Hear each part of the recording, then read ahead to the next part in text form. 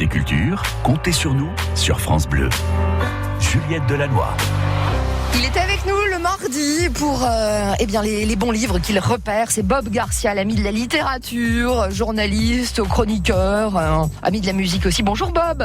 Bonjour Juliette, bonjour à tous. Je sais pas pourquoi je crie comme ça. Je suis contente, je suis énervée de vous retrouver. Ça doit être quelque chose dans le genre. Hein.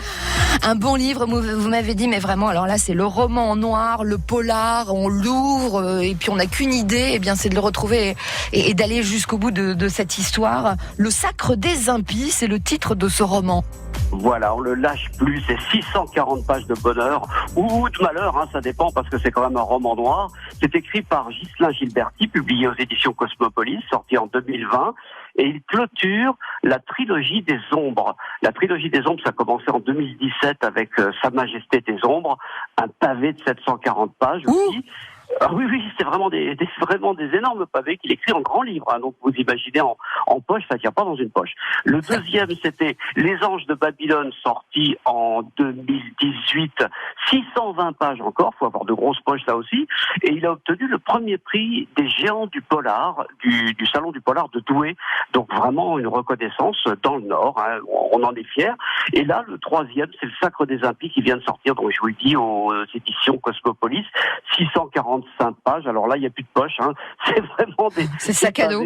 Vous rentrez le sac à dos, vous rentrez là-dedans, vous ne les lâchez plus. On pourrait se dire, avec des pavés pareils, au bout d'un moment, on se lasse, etc.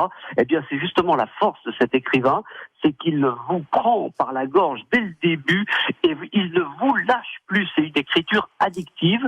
De quoi il s'agit? C'est une plongée dans l'univers vraiment sans pitié, terrifiant des cartels de la drogue.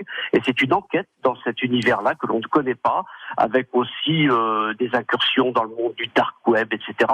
Donc voilà, c'est tout un monde, absolument une fresque, une saga vertigineuse, brillante et qui nous entraîne dans cet univers qu'on connaît qui nous attire aussi, parce que c'est malsain, mais on veut aller voir quand même, on veut aller appuyer où ça fait mal. Ça se déroule où? Parce que quand vous parlez de cartel de la drogue, on s'imagine dans les pays du Sud. Oh là là, pas du tout. C'est vraiment à côté de chez nous. C'est dans le Nord aussi. Ouais. Voilà, c'est vraiment pas très loin. Et à Belfort, pour ne pas le citer, ou à Strasbourg, etc. Enfin voilà, dans l'est, nord-est de la France.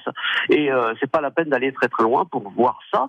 Alors c'est quelque chose qui se situe pratiquement sous nos yeux, mais la nuit. Donc on ne s'en rend pas forcément compte. Et puis on ne voit nous que la partie immergée de l'iceberg quand on a un fait divers qui sort dans l'actualité, mais tout ce monde absolument vertigineux et terrifiant de la nuit, la drogue, etc., on ne le voit pas, on ne le connaît pas. Est-ce que j'ai le temps de vous lire une phrase pour vous donner le ton, la tonalité de ce roman? La nuit est le royaume des égarés, des désaxés, des déchus, des tombés. C'est le repère des allumés, des parasites et de la vermine. Le terrain de chasse des prédateurs sournois et sans conscience. L'instinct gouverne et la folie trône.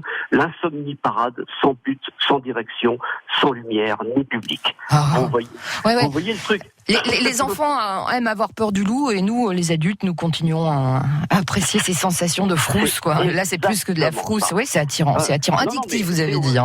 C'est aussi comprendre l'origine du mal. Parce que là, dans ce roman-là, le troisième, donc il clôture la trilogie, Le Sacre des impies, il le rend hommage. Non, ça serait pas le mot juste, mais il nous explique l'origine des gens qui ont créé ce cartel de la drogue. Pourquoi sont-ils aussi violents, aussi déjantés, aussi fous, etc.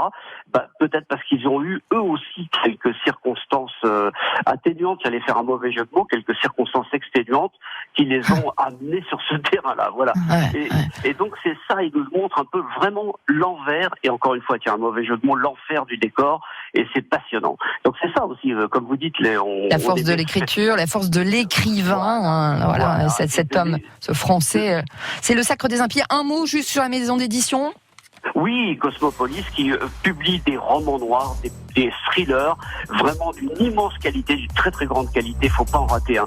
N'importe quel bouquin de Cosmopolis, vous vous jetez dessus, vous ne serez pas déçus. Voilà. Merci beaucoup Bob Garcia, belle journée à vous, belle lecture. Vous nous revenez la semaine prochaine avec un beau livre. On s'est dit qu'on allait ouvrir des belles pages avec des belles images à l'intérieur. Oh oui, carrément, vous allez voir. Salut Bob, passez une bonne journée.